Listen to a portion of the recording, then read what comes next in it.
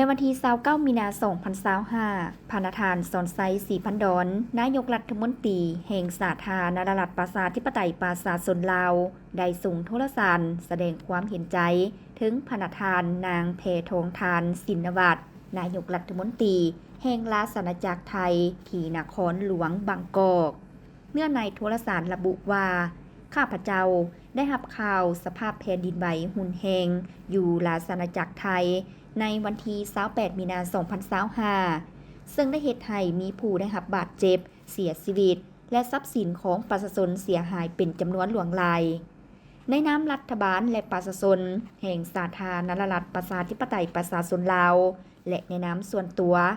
ข้าพเจ้าขอแสดงความเห็นอกเห็นใจอย่างสุดซึ้งมายังพาณธานและผ่านพาณธานไปยังรัฐบาลและประชาชนไทยโดยเฉพาะต่อครอบครัวผู้ที่ได้รับผลกระทบจากเหตุการณ์แผ่นดินไหวในครั้งนี้ข้าพเจ้าเชื่อมั่นว่า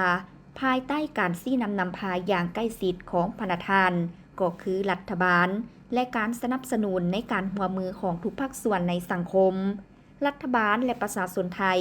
จะสามารถผ่านผ่าความยุ่งยากในครั้งนี้และเฮ็ดให้สภาพการกลับคืนสู่ปกติโดยไวในโอกาสเดียวกันนี้พาณธานทองสวรรค์พรหมวิหารรัฐมนตรีกระทรวงการต่างประเทศก็ได้ส่งโทรสารแสดงความเห็นใจ